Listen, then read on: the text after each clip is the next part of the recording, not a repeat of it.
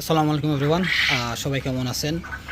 আশা করি আপনার সবাই ভালো আছেন। আলহামদুলিল্লাহ, আল্লাহর রহমতে আমিও ভালো আছি।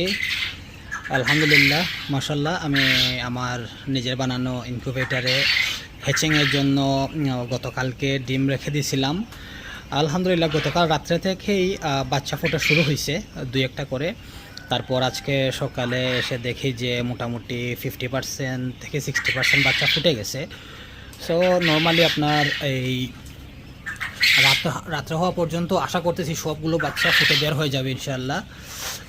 আমার এই মেশিনটা একটু বড় বানানোর ফলে বাচ্চাগুলা যে ফ্রিলি চলতে পারতেছে। ভেতরে যে দেখেন বাচ্চারা ভেতরে খেলা করতে পারতেছে নিচে মানে আলহামদুলিল্লাহ। আমি আসলে মেশিনের ভেতরটা খুলে দেখাতাম, বাট এখন মেশিনটা বড় হওয়ার কারণে যদি একবার টেম্পারেচার আর আপনার আদ্রতা যখন একটু ফল করে তখন ওইটা অ্যাডজাস্ট হতে একটু সময় নেয়।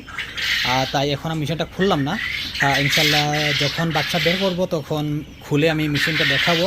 ছোট্ট একটা পরিবর্তন করছি মেশিনের ভেতর, যে লাস্ট ভিডিওতে লাস্টে দিয়ে দেখাইছিলাম যে আমি বালতি দিয়েছিলাম পানির জন্য পাত্র হিসাবে, বাট এখন বালতির বদলে আমি আপনার এই যে ছোটো বিনগুলো থাকে, ময়লা ফালার বিন, ডাস্টবিন, এই যে এগুলো মুখ থাকে উপরে, এগুলো একটা 10 টাকা একটা দিয়ে দিছে এখানে অ্যাডজাস্ট করে, যার ফলে আমার ইনকিউবেটরের ভেতরে অনেকটা জায়গা আমি পাইছি। বালতি দেওয়ার কারণে প্রায় 1 ফুট জায়গা নিয়ে নিয়েছিল।